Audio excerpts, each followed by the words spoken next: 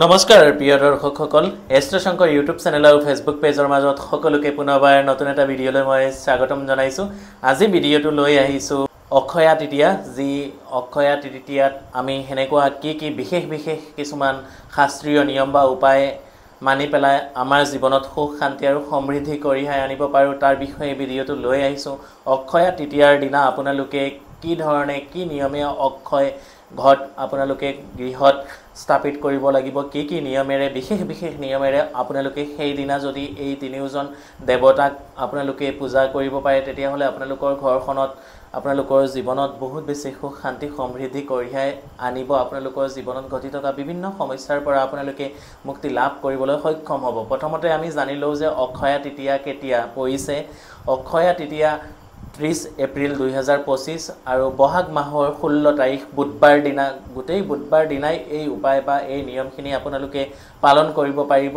কি নিয়ম মানিব লাগিব মই গোটেই সবিশেষ আপোনালোকৰ মাজত জনাবলৈ লৈছো। কিন্তু ভিডিঅ'টো আৰম্ভ কৰাৰ আগত সকলোলৈকে মোৰ ফালৰ পৰা সৰু এটা অনুৰোধ জনাইছো, যদিহে মোৰ বা আমাৰ এষ্ট্ৰ শংকৰ ইউটিউব চেনেলটো আপোনালোকৰ ভাল লাগে অনুগ্ৰহ কৰি আপোনালোকে সাবস্ক্ৰাইব কৰিব, লাইক কৰিব, কমেন্টছ কৰিব, লগৰ সকলোলৈকে আমাৰ ভিডিঅ'সমূহ আপোনালোকে যিমান পাৰে শ্বেয়াৰ কৰিব। আহক আমি দেৰি নকৰাকে মূল বিষয়বস্তুটোলৈ আগবাঢ়ো। অক্ষয়া তৃতীয়াত আমি হেনেকুৱা যদি আমি অক্ষয় ঘট স্থাপিত কৰিব পাৰো আমাৰ ঘৰখনত তেতিয়া হলে মা লক্ষ্মীৰ বহুত বেছি কৃপা পাবলৈ আমি সক্ষম হওঁ। প্ৰথমতে কি কৰিব, বুধবাৰ দিনা 30 এপ্ৰিল বহাগ মাহৰ 16 তাৰিখ শুক্লপক্ষৰ অক্ষয়া যি তৃতীয়া তিথি থাকে সেই তৃতীয়া তিথিটোকে অক্ষয়া তৃতীয়া বুলি আমি মানিব লাগে বা মানি চলো। সেইদিনা অক্ষয়া ঘট আমি স্থাপিত কৰিব লাগে। আপোনালোকে যিসকলৰ ঘৰত ভগৱান বিষ্ণুৰ ফটো মূৰ্তি বিগ্ৰহ বা মা লক্ষ্মী বা গণেশৰ ফটো মূৰ্তি বিগ্ৰহ আছে তেওঁলোকৰ সন্মুখত এটা ঘট স্থাপন কৰিব লাগিব। সেই ঘটটো আপোনালোকে যদি পাৰে মেটেলৰ ঘট হলে খুব বেছি ভাল, কাঁহ বা পিতলৰ ঘট হলে খুব বেছি ভাল। তাত আপোনালোকে অকমান পানী দিব, পানীৰ লগত অকমান গংগা জল মিহলাই পেলাই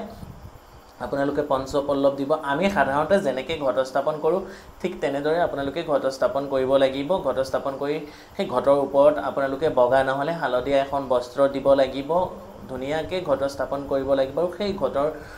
গুৰিত অকমান ধান চাউল ইত্যাদি আপোনালোকে দিব লাগিব। দি পেলাই অকমান সোণ ৰূপ গহনা ইত্যাদি আপোনালোকে দিব লাগিব। আৰু সেই ঘট স্থাপনৰ গুৰিত আপোনালোকে এনেকুৱা মুখ্যম কিছুমান শাস্ত্ৰীয় উপায় বা নিয়ম আপোনালোকে কৰিব লাগিব। সেই ঘটৰ গুৰিত আপোনালোকে যি বগা কৰি পূজাৰ সামগ্ৰী বিক্ৰী হোৱা দোকানত আপোনালোকে কিনোতে পাই যাব তেনেকুৱা বগা কৰি তিনিটা নহ'লে পাঁচটা আৰু কেঁচা তেনেকুৱা কেঁচা 3 টুকুৰা নহ'লে 5 টুকুৰা কেঁচা হালধি লাগিব আৰু লগতে অকমান হালধীয়া ৰঙৰ কাপোৰ লাগিব আৰু এটা 10 টকাৰ কইন হলে খুব বেছি ভাল। এই তিনিটা বস্তু আপোনালোকে সেই ঘট স্থাপন কৰি সেইদিনা বুধবাৰ দিনা ৰাতিপুৱা যদি অক্ষয়া ঘট আপোনালোকে স্থাপিত কৰিব পাৰে তেতিয়া হলে খুব বেছি ভাল হয়। আৰু যিসকলে অক্ষয়া তৃতীয়া ব্ৰতটো আপোনালোকে পালন কৰিম বুলি ভাবিছে তেতিয়া হলে আপোনালোকে বুধবাৰ দিনা অৰ্থাৎ মঙ্গলবাৰ দিনাৰ পৰা আপোনালোকে নিৰামিষ আহাৰ গ্ৰহণ কৰিব লাগিব, যিহেতু বুধবাৰ দিনাই অক্ষয়া তৃতীয়া ব্ৰতটো আপোনালোকে পালন কৰিব লাগিব। আৰু অক্ষয়া ঘট আপোনালোকৰ গৃহত স্থাপিত কৰিব লাগিব। ঘট স্থাপিত কৰি সেই বগা কৰি 3টা বা 5টা, যদি 3টা দিছে কেঁচা হালধিও 3 টুকুৰা দিব, যদি 5টা কৰি দিছে কৰি বহুতে চিনি পায় বা বহুতে চিনি নাপায় আপোনালোকে পূজাৰ সামগ্ৰী বিক্ৰী হোৱা দোকানত ক'লেই বগা কৰি দি দিব। নাভি শংকৰ নিচিনা, নাভি শংকৰ আৰু বগা কৰিৰ মাজত অকণমান ডিফাৰেন্স আছে। তো এনেকুৱা সৰু কৰি হয়, সেই কৰিটো আপোনালোকে যিসকলে চিনি পায় খুবেই ভাল, বা যিসকলে চিনি নাপায় আপোনালোকে পূজাৰ সামগ্ৰী বিক্ৰী হোৱা দোকানতে পাই যাব। আৰু এই বস্তুখিনি আনি পেলাই যদি 3টা লৈছে 3 টুকুৰা কেঁচা হালধি দি পেলাই সেই ঘটৰ গুৰিত আপোনালোকে আমি সাধাৰণতে যেনেকৈ ঘৰত পূজা হ'লে ঘট স্থাপন কৰোঁ সেনেকুৱা আপোনালোকে ঘট স্থাপন কৰিব লাগিব। আৰু সেই ঘটত শস্য পঞ্চৰত্ন তেনেকুৱা থাকে, আপোনালোকে যদি পাৰে ঘটত দি ল'ব। আৰু যদি নোৱাৰে কোনো কথা নাই, যেনেকুৱা আমি নৱৰাত্ৰি হওক বা যিকোনো পূজা পাতিলে আমি ঘট স্থাপন যেনেকৈ কৰোঁ সেনেকৈ সাধাৰণভাৱে আপোনালোকে সকলোৱে পাৰিব, প্ৰত্যেকে পাৰিব। এই উপায় বা এই নিয়মখিনি আপোনালোকে পালিব, সকলোৱে পাৰিব। আৰু সেই ঘট স্থাপন কৰাৰ পিছত আপোনালোকে বগা মিঠাই, হালধীয়া মিঠাই বা আপোনালোকে চবতছে বেছি ভাল হয় যদি আপোনালোকে খাটি গাখীৰেৰে আপোনালোকে অৰ্থাৎ গৰুৰ গাখীৰেৰে আপোনালোকে বজাৰত কিনা গাখীৰ নহয়, যদি পিয়ৰ গাখীৰেৰে আপোনালোকে পায়স বনাই পেলাই সেইদিনা ভগৱান শ্ৰী বিষ্ণু বা মা লক্ষ্মী আৰু গণেশ এই তিনিওজন ভগৱানক আপোনালোকে পূজা কৰিব পাৰে আপোনালোকৰ মনৰ ইচ্ছা মনৰ আশাখিনি অতি সোনকালে পূৰণ হয় বুলি সেইখিনি শাস্ত্ৰমতে দেখা যায় আৰু বিশেষ বিশেষ কিছুমান নিয়ম আপোনালোকক জনাম কিন্তু এইখিনিতে দুই এটা সৰু সৰু কথা আপোনালোকৰ মাজত জনাই ল'ব খুজিছোঁ আপোনালোকে বহুতে মোৰ লগত বা আমাৰ লগত যোগাযোগ কৰিব খোজে মোক ক'ত কেনেকৈ কিদৰে যোগাযোগ কৰিব পাৰিব মোৰ গুৱাহাটী বেলতলা তিনিআলিত চেম্বাৰ আছে নগাঁৱৰ কঠীয়াতলী চাৰিআলি ৰামকৃষ্ণ জেমছেন জুৱেলাৰীতো মোৰ চেম্বাৰ আছে হোজাই চহৰৰ মাজমজিয়াত খান জুৱেলাৰ্ছতো মোৰ চেম্বাৰ আছে ভিডিঅ'ৰ ডিছক্ৰিপশ্যনত contact details chamber details Facebook page link WhatsApp channel link Instagram link গোটেইখিনি দিয়া থাকে যিসকলে জ্যোতিষ শাস্ত্ৰৰ প্ৰতি আপোনালোকৰ বিশ্বাস আছে জ্যোতিষ শাস্ত্ৰ সম্বন্ধীয় দিহা পৰামৰ্শ আপোনালোকে ল'ম বুলি ভাবে বা যিসকল আহিব নোৱাৰে অনলাইন ফোন কলৰ মাধ্যমেৰে আপোনালোকে আমাৰ পৰা দিহা পৰামৰ্শ ৰত্ন পাথৰৰ পৰা নৱগ্ৰহ কবচ আদিৰ পৰা আৰম্ভ কৰি সকলো ধৰণৰ জ্যোতিষ শাস্ত্ৰ সম্বন্ধীয় যিকোনো আমাৰ লগত যোগাযোগ কৰিব পাৰিব তো তাৰ পিছৰ উপায়টো হৈছে আপোনালোকে কৰিব লাগিব সেইদিনাটো পূজাটো ভালকৈ কৰিব লাগিব আৰু সেইদিনা আপোনালোকে বিশেষ কৰি 5 গছি ঘিউ চাকি সেই ঘৰৰ সন্মুখত আপোনালোকে জ্বলাব লাগিব ধূপ ধূনা নৈবেদ্য মানে প্ৰসাদ আপোনালোকে দিব লাগিব আৰু সেইদিনা সন্ধিয়াও আপোনালোকে আপোনালোকৰ ঘৰৰ তুলসী গছৰ গুৰিটো সেই একেটা কামে আপোনালোকে কৰিব লাগিব সেই একেটা কাম কৰোঁতে আপোনালোকে তুলসী গছৰ গুৰিত ঘট স্থাপন কৰিব নালাগে সেইদিনা তুলসী গছৰ গুৰিত আপোনালোকে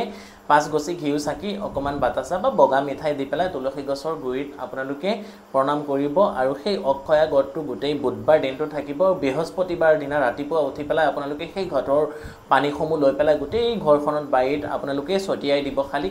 আপোনালোকে কিচেন বা আপোনালোকে টয়লেট বাথৰুমত পানীখিনি ছটিয়াই নিদিব বাকি সকলো স্থানত আপোনালোকে ছটিয়াই দিব আৰু সেই অক্ষয় ঘট যিটো স্থাপন কৰিছিলে সেই ঘৰৰ পানী অকণমান আপোনালোকে এনেকুৱা বটলত ভৰাই পেলাই আপোনালোকৰ ঘৰৰ যদি নৰ্থ ইষ্ট কৰ্নাৰৰ ডাইৰেকশ্যনত আপোনালোকে ৰাখি দিব পাৰে অৰ্থাৎ উত্তৰ পূব দিশত আপোনালোকে ৰাখি থৈ দিব পাৰে গোটেই বছৰ অহা বছৰ অক্ষয়া তৃতীয়ালৈকে তেতিয়াহ'লে চাব আপোনালোকৰ ঘৰখনত যিখিনি নিগেটিভিটি হৈ থাকে অশান্তি হৈ থাকে বা বিভিন্ন সমস্যাৰ লগত জড়িত হৈ থাকে তেতিয়াৰ পৰা এই উপায়ৰ পৰা আপোনালোকে বহুতখিনি উপকৃত হ'ব পাৰিব সেইখিনি মই দায়িত্ব সহকাৰে আপোনালোকক ক'ব পাৰোঁ আৰু সেই দিনা যদি আপোনালোকে পাৰে বা যিসকলে পাৰে সম্ভৱ হ'লে ঘৰখনত আপোনালোকে বিষ্ণু পূজা বিষ্ণু হোম সত্যনাৰায়ণৰ পূজা ইত্যাদি পূজা আপোনালোকে কৰক বা সেই দিনা বিশেষ কৰি মা লক্ষ্মীৰ পূজা কৰক ভগৱান গণেশৰ পূজা কৰক গণেশৰ মন্ত্ৰসমূহ আপোনালোকে পাঠ কৰক মা লক্ষ্মীৰ মন্ত্ৰসমূহ বা মা লক্ষ্মীৰ চৰিত্ৰ যিটো থাকে সেইটো আপোনালোকে পাঠ কৰক বিশেষ কৰি অক্ষয়া তৃতীয়াৰ দিনা আপোনালোকে বিষ্ণু বা কৃষ্ণ বা নৃসিংহ এই দেৱতাসকলৰ যদি পূজা পাঠ ইত্যাদি তেওঁলোকৰ গুণানুকীৰ্তন আপোনালোকে কৰিব পাৰে আপোনালোকৰ